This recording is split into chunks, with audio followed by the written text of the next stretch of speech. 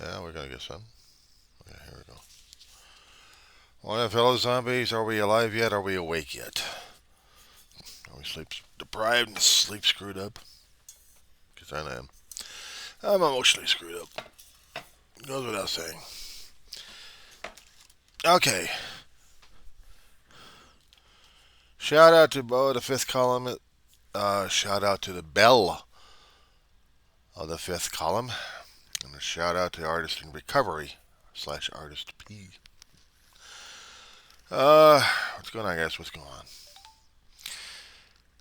It is 2:11 in the morning, West Coast time. It is the April 4th of 2025, Friday. We survived. We survived.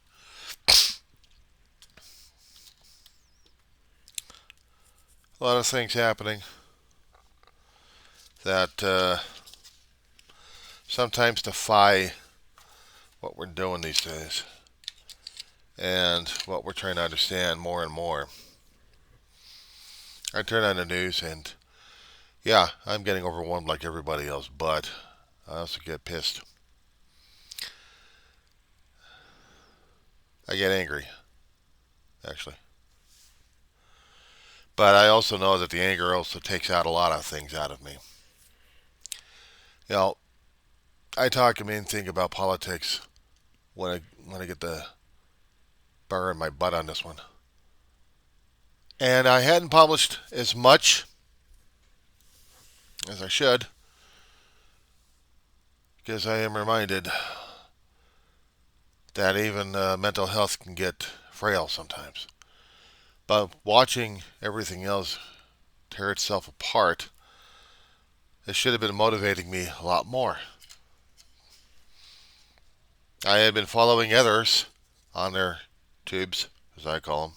Not the videos, but I call them tubes. You're on the YouTube and you're doing the videos, you're a tuber for me. And you can get your message, whatever it is, across the ways. I kept trying to redefine what my channel's all about. I'm not looking for enough videos or viewers out today. I'm trying to keep a consistency. I know I'm low key. I'm not looking for the high numbers that would probably get me monetized like everything and everybody else wants.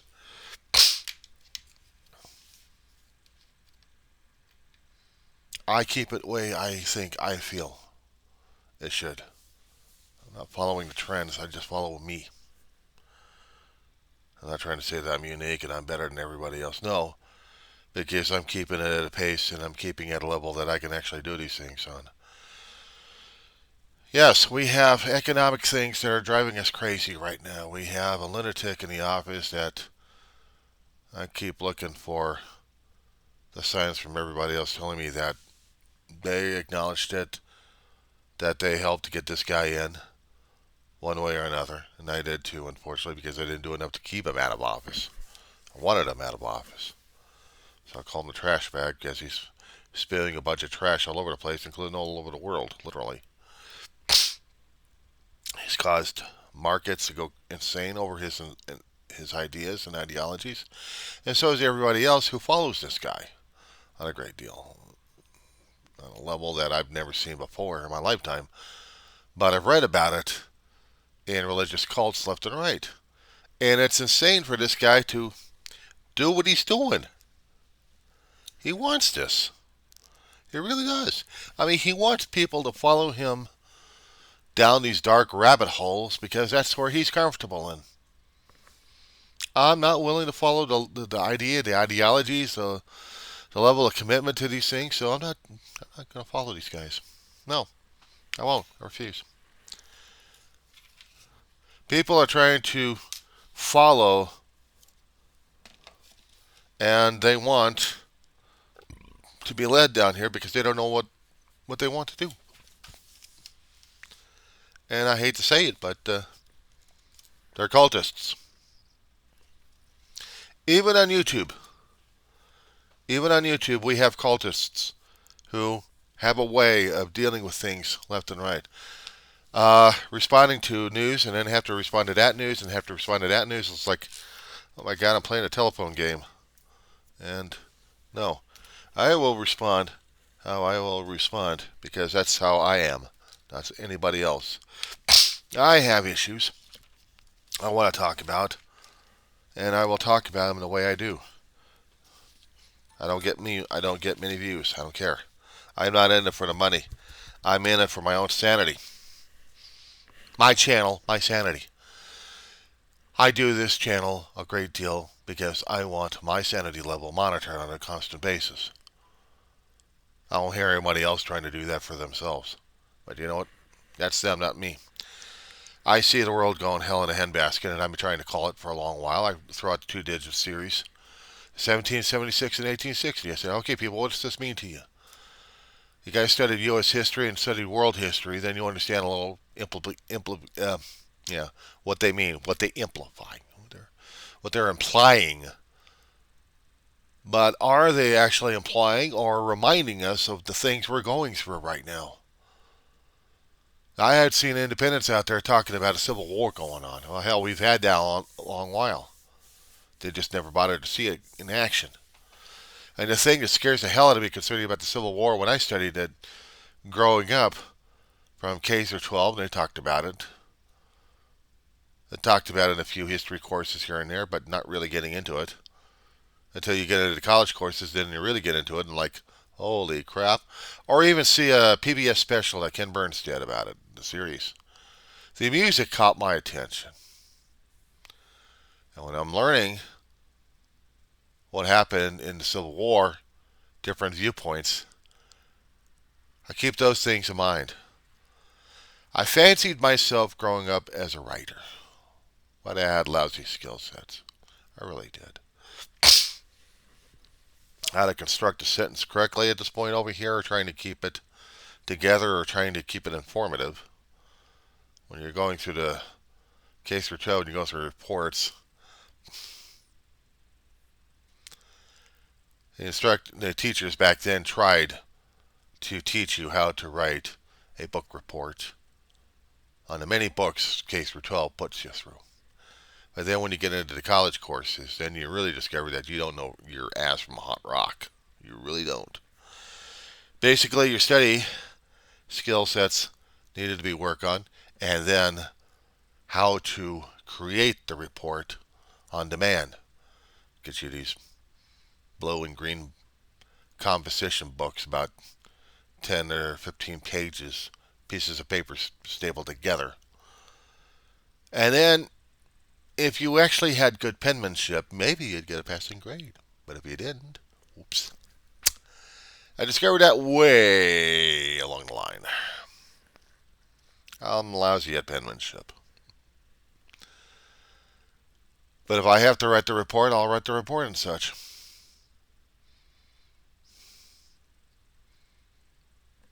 Nothing wrong with the mechanics of it. That's what you have to learn, is the mechanics of how to write. But how to present the information to the public. And how to present it in a form or in a fashion that they can understand and digest. And in whose version of it. Because I've also discovered throughout my lifetime, everyone else had their version of what things are. And when I do my channels, I got backups ready to go just in case one fails. I can bounce to another channel and just work on that one if I have to. That's why I don't bounce from channel to channel or actually use 2 or 3 at the same time. That's too distracting. That's too... No. I don't play the game. I don't play that game. I do one channel at a time. So if one goes down, I got a backup channel ready to go. And if not, I have to have another backup ready to go. That's how I function. That's how I learned how to function in my lifetime. So, I give kudos to the people like Bo, the Fifth Column, and the Bell, and the Artist. They're chasing the almighty buck. They're chasing the viewership. I'm not chasing. I'm not chasing for the heavy-duty viewership. I'm chasing nothing. except to get information out that I can in a way that I can, in a format that I know that I can try communicating effectively. And if my own format varies, if my own self varies one way or another, then I have to look at it and understand that maybe something's wrong with me in itself. I'm looking at it as physical and mental health deterioration, or maybe changing things or challenging things for me. Okay, I'll focus on that. That's why I do my videos the way I do. It may not be the way people like them, but that's on them, that's on me. For right now, I am all right. I am sufficient.